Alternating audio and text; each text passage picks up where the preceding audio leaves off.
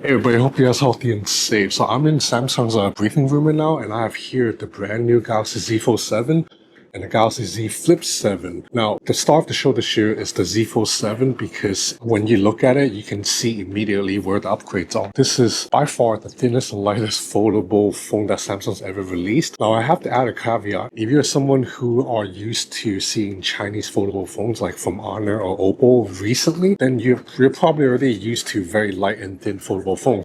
But if you haven't, let's say if you live in the US or you live in Korea and you haven't really encountered Chinese foldables and you've just been using Samsung's foldables, the Galaxy Z Fold 7, when you first see it, will drop your jaw. This guy measures 8.9 millimeters thick when folded and 4.2 millimeters when open. This is 26% thinner than the Galaxy Z Fold 6, which measured 12.1 millimeters when it was folded. It's a significant slimming down in thickness, and this phone also dropped a lot of weight. It weighs only 215 grams. On top of that, both screens are also a little bit wider and a little bit taller. So you have a bigger screen all around. You have a 6.5-inch cover display. Open it up. You have an 8-inch OLED panel. Beautiful. And the crease, which has been a flaw in Samsung's foldables for the first 5 or 6 years, is now virtually gone. Like when you run your finger through it, you don't really feel it.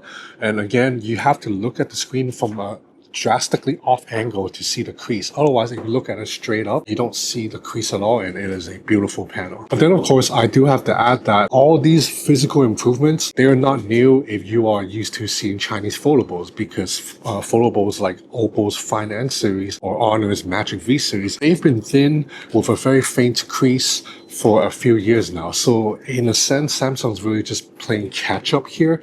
But again, because those Chinese foldable phones are not widely available worldwide. Like if you live in North America, you probably have never seen an Honor or Oppo foldable. So if you live in North America or Korea or Japan or even Hong Kong where Chinese phones are not that popular, then this represents a big upgrade from the previous foldables that you were used to. I also have to applaud Samsung for slimming down drastically without shaving the battery capacity too, because you still have a 4,400 milliamp battery in here, which is the same capacity as in the Fold 6.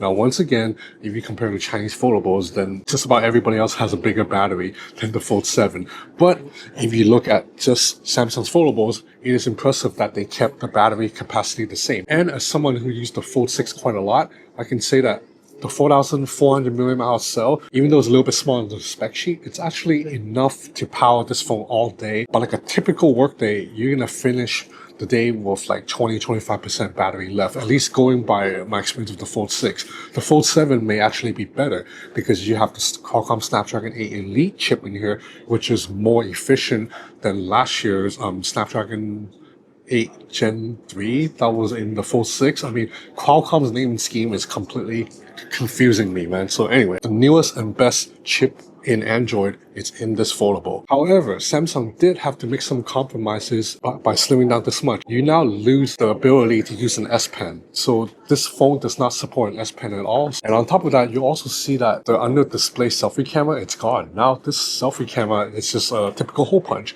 But this may not actually be a downgrade because this is a 10 megapixel ultra wide selfie camera that is much better than the previous Fold's under display cameras. What else? Oh, the main camera system. So the ultra wide camera and the 3x zoom lens remain the exact same as before.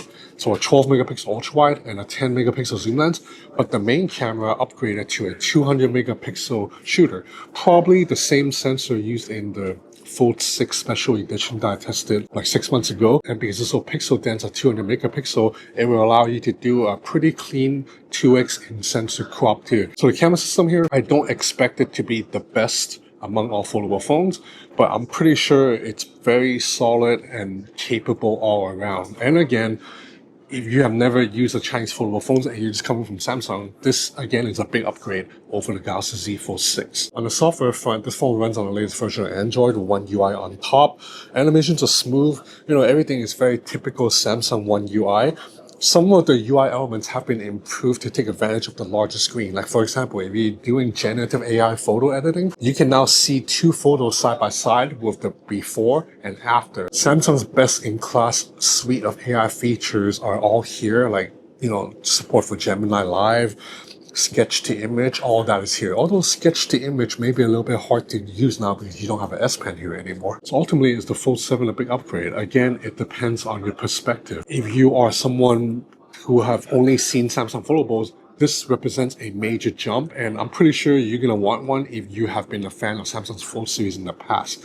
And to be honest, even when compared to all the Chinese foldables, I have to give credit to Samsung for doing a really good job of catching up. Because if you go back 1 or 2 years ago, Samsung's foldables were so much heavier and thicker than Chinese foldable phones. That is not the case anymore. This guy, in one generation, has caught up to the thinnest and lightest foldable phones out there. The Honor Magic V5, it's 8.8 millimeters. This is 8.9 millimeters. The Honor Magic V5 weighs 217 grams, I think. So this is actually even lighter at 215 grams. So in one generation, Samsung completely closed the gap in being thin and light, an area that they were trailing big time before. The only hardware area of the Fold 7 that significantly loses to a Chinese foldable now, it's in battery capacity, because 4,400 milliamp hour, it's a lot smaller than what Chinese foldable phones give. I think most people choose the larger foldables because they want to get productivity done.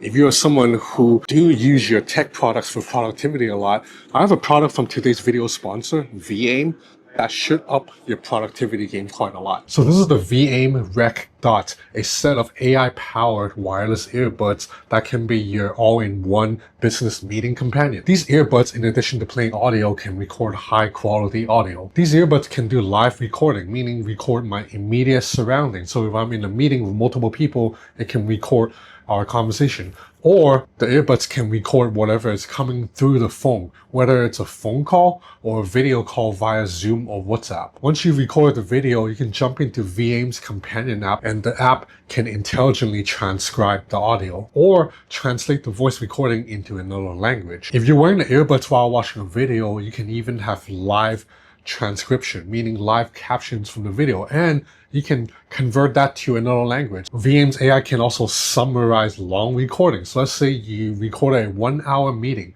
You can use AI to summarize that meeting into a shorter Cliff Notes version. Of course, as wireless earbuds, they have to sound good too, and the 11mm drivers in here do a very solid job of pumping out audio.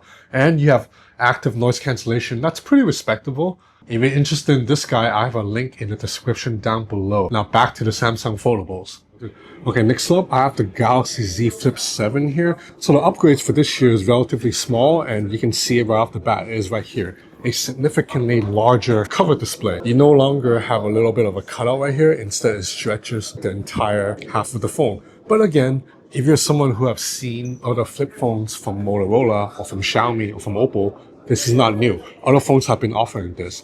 But again, it is good that Samsung has caught up to the competition, because Samsung's UI is still among the most reliable and dependent out there. The other upgrades include a better main camera, 50 megapixel, and a larger main display, 6.9 inches now compared to 6.7 inches before. The battery is also a little bit larger at 4,300 milliamp hours. So now the Flip 7's battery is almost as big as the Fold 7's battery, which is kind of wild when you think about it.